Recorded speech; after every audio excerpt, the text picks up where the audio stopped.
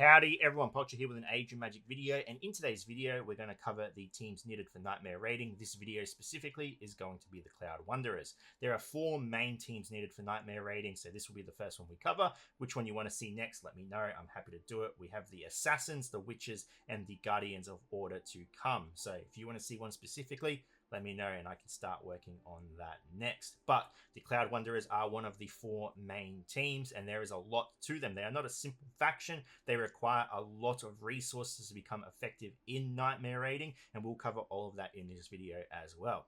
The core basis for your Cloud Wanderer team is going to be Roxanne, Eva, Ramfort, and Catfay. These 4 heroes you will use in the left section, the middle section, and the right section. They will always be the foundation of your team. And then you have Bliss and Astoria, which you can sub in depending on the situation. As someone that has done Nightmare raiding since its release, who has cleared Nightmare raiding 100% on difficulty 3, I can tell you right now that I have found more value in Bliss over Astoria, though there are situations where Astoria is definitely better. However, if you were becoming a new member into the Nightmare scene and you wanted to just focus on 5 core heroes, I would definitely recommend Bliss over Astoria. However, like I said, both of them definitely have their use. Moving on to raid knowledge, you need to understand that the raid is split into 3 sections, and each section has subsections. Each one of these subsections requires you to use different heroes to pass.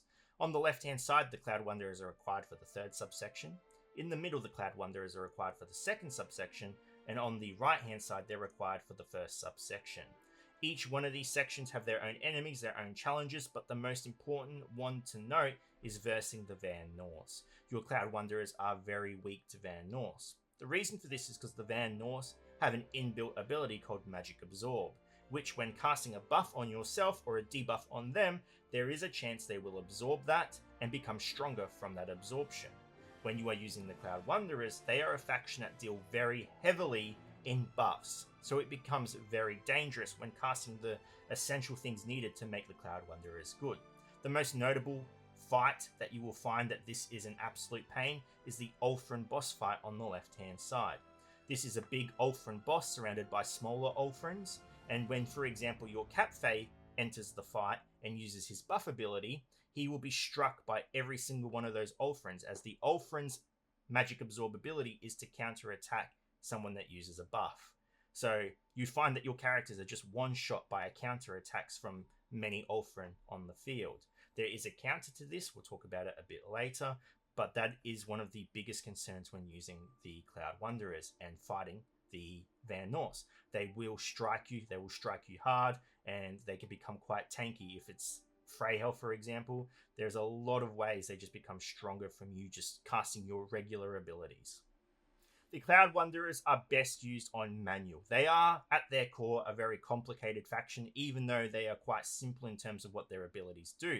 There's a lot of ways you can link them up and benefit one off another in the way you use them. For example, there are skills within their kit called flying skills, and when you use a flying skill, some of the Cloud Wanderers do benefit from that. For example, Eva can heal her allies when a flying skill is used, so that's important to note. Just keep that in mind. But there is a lot of abilities that need to be timed and used correctly, and using them on manual is the best way to do that. If you play on auto, they're just going to cast whatever whenever they want, and you will find that you will get wiped out quite easily because you go into a new wave or a new round with nothing ready to be used, and it's just disaster. They need a lot of setup, and that's best done when you are playing with them on manual. The core units of the Cloud Wanderers are also very weak. And I don't mean weak as in they don't accomplish much. I mean weak as in they're very squishy. And a lot of the enemies you verse are enemies that can use AoE attacks, and you find that they can wipe out your characters very quickly. Your Catfay, your Astoria, your Eva, they all die very easily, unless, as mentioned before, you set up the abilities correctly. For example, Ramfort can protect these characters quite well with damage reduction, but if you're playing on auto and he uses that ability at the wrong time, you're going to have a Freyhel, you're going to have an Ulthran who uses an AoE, you're going to have a Flame, for example, who has extremely good single target damage, and they're just going to wipe out a character like that. You're not even going to notice that happen. So you just need to be very aware that they have a lot of very squishy characters on the team, and you need to be prepared to protect those characters.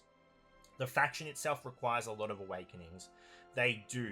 A lot of the characters from the Cloud Wanderers require a minimum 3 awakenings to become very, very effective. We'll go over awakenings a little later in the video. Medallion support is super important for these characters as well. Again, we will cover medallions a bit later in the video and what to focus on. It's pretty standard, not complicated at all. And in terms of the Nightmare Raid itself, the left side is the most difficult, followed by the middle and then the right-hand side. Though the right-hand side is the easiest of the 3, it is still quite difficult. There are Archons in here, for example, and they are quite effective, like I said, with AoE, and they can wipe out those squishy characters if you have not set up your team correctly. So just keep that in mind. Very squishy, play on manual, and just be prepared that there are times where you're going to be hit very hard, and in the blink of an eye, you can lose several characters. Moving on to gear priority, and I want to skim over this. If you have any questions, feel free to ask. Gear priority, you should be entering Nightmare with gear level 13. You can do so with gear below 13. It's going to be an uphill battle as well. Then entering D1, D2, and D3, the gear requirements do exceed past the 13 mark. However, when gearing up your heroes, there are heroes you should focus on over others. For the Cloud Wanderers, you should focus gear into your Ever, your Capfei, and your Ramfit.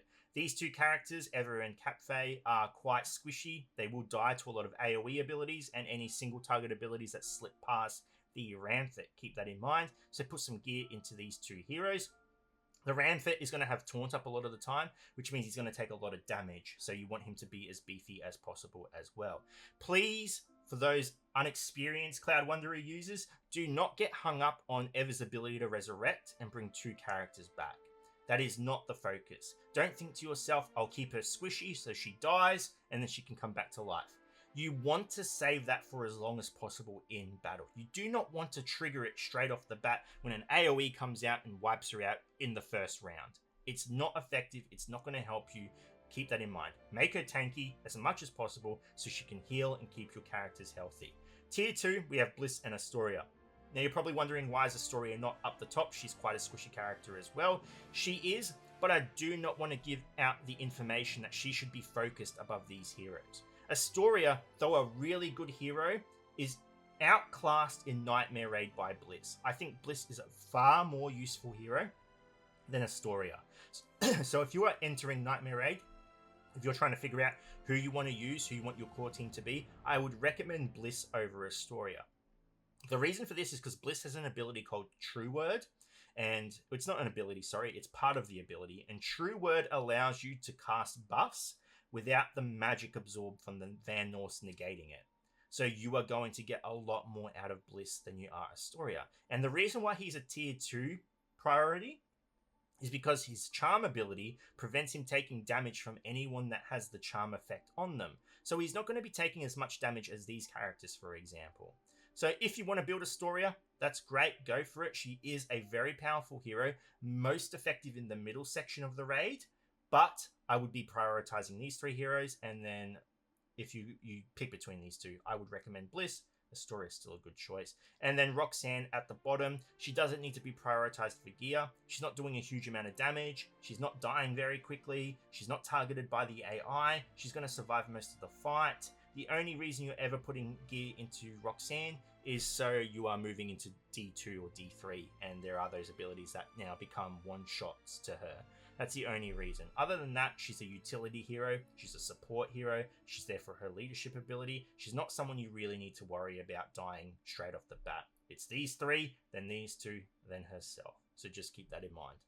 Moving on to Medallions. It's pretty straightforward. I recommend hit points on every single hero. If you're rolling for stats, look for hit points, hit points, hit points, hit points, hit points, hit points. It is the best way to add survivability to your heroes. Now, you're probably going to ask me, why not damage reduction? Though damage reduction is really good, there are more heroes in the game that can bypass damage reduction than there are heroes that can deal damage to max HP. So just keep that in mind. Hit points are number 1. However, if you're feeling a bit risky, if you're feeling like you're going to perform better with a bit of damage, your Capfei, your Bliss, and your Astoria can definitely benefit from attack damage if you want to build them that way. Completely up to you. It's survivability over offense. Now, with Astoria and Capfei and Bliss, I have put attack damage as that's pretty generic they're going to benefit a lot from that. However, if you really want to, you can mix around with crit rate or crit damage. Astoria, for example, can pump up crit damage a lot, so you could mix crit rate in here, giving her guaranteed or close to guaranteed crit rate, and then with her buff that boosts crit damage, you could find a lot of damage coming out of her. I just find attack damage to be the safest option. Completely up to you. There's nothing super complicated about Medallions. A lot of the stats aren't going to benefit you in Nightmare Raid, and to be honest, they're not going to benefit you in most other game modes. Hit points is the safest. If you want to play a bit risky, then you can go for the attack or the offense version of these heroes. Completely up to you. For example, I do run Catfade with attack damage. Would I change it if I could? Maybe. I do find still that my Catfade dies a lot, and he has a level 80 medallion, and he's gear 15. So I would like to see him survive a little bit, but my god, there are times when he can get his AoE ability out, and he just tears the enemy apart, and I love to see it. And it's those days where I'm like, you know what, maybe attack damage is the right substat for him. But these three heroes definitely hit points. You don't want to stray from that. And yeah, mix and match. However you feel is right, you go for it. Moving on to the required awakenings for these heroes. Now, we're going to glance over this. The reason for that is because in the description of the video, and every video I do, there is a link to an Excel document. And in that document, there are a list of all the awakenings being put into the game and their importance to the hero and their rating on should you prioritize it or not. Go and check that out. That's going to help you a lot more than anything I can say in this video. Just keep that in mind. At the end of the day, every single awakening mostly is going to help you, but if you are focusing on specific ones, if you have limited resources and you have to make strategic choices, these are the best awakenings for you. Starting with Roxanne, Special 1, Special 2, and Leadership ability. These three awakenings are going to add a lot of utility to this hero. With Special 1, you're going to protect yourself from debuffs. You're going to cleanse debuffs. Special 2 is going to reset the initiative of the enemy, and you're going to gain initiative. And her leadership is going to give a barrier to you at the start of the fight. So a lot of survivability in these awakenings. Up next, we have Eva. I recommend her Special 1, her Special 2, and her passive. These are going to increase the amount of healing output this hero can do tremendously. It is insane how much more healing she gets from these awakenings. As mentioned in the previous part of the video, the Cloud Wanderers are very heavy in terms of awakenings. They require a lot to be super effective in Nightmare Raid. Moving on to Catfade, we have his basic, his Special 1, his Special 2, and his passive 1. The basic is really good. It's a 70% chance to reduce the cooldown of one of his abilities, so just keep that in mind. But all his abilities are great. They can increase the effectiveness of your leader. They can do a lot of damage. It's just insane what this hero can do and the support he offers to the Cloud Wanderers. Honestly, I would go as far as saying he is the cornerstone of the faction. He is the most important hero to the faction by far. Next up, we have Ranfit. We want his second ability and his passive. That's going to give a lot of damage mitigation to your allies, and it's going to give a lot of damage mitigation to himself. Just keep that in mind. Keep him alive as long as possible. Up next, we have Bliss. We have Special 1, Special 2, and his passive. This is just going to help the charm and the true word abilities that he is able to cast out. It's just going to protect him a lot more from damage being cast by the enemy. It gives him the chance to not remove the charm effect from the enemy when using his Special 2, which is huge because if they have charm, they can't debuff Bliss, they can't damage Bliss. It's a big boost to his defensive abilities. And yeah, this character has grown on me a lot after using him in Nightmare Raid. I never really rated this hero. I didn't like him, and that's changed a lot lately. Lastly, we do have Astoria. We have a Special 1, her Special 2, and her passive. And this is just going to give a lot of damage increase to not just herself, but her allies. And it's also going to increase the initiative she gains when characters from the Cloud Wanderers using flying skills. She can get a lot of initiative. She can get a lot of turns out. She can do a lot of damage. She's very squishy, but when she pops off, she can just absolutely decimate enemies as well. So just keep that in mind. But there you go. Those are the awakening priorities. I know we skimmed over it very quickly, but like I said, there's more detailed descriptions to the awakenings and their value in the document. Go and check that out. If you have any questions, by all means, let me know. But that is mostly everything you need to know about the Cloud Wanderers in Nightmare Raid and how to set them up. It's a lot, I understand, but as usual, if you have any questions, shoot them my way. I'm happy to help. Anyway, ladies and gentlemen, thank you so much for watching. If you have any questions, feel free to leave a comment below. I will answer it to the best of my ability. And wherever you're around the world, until next time, please take care of yourself.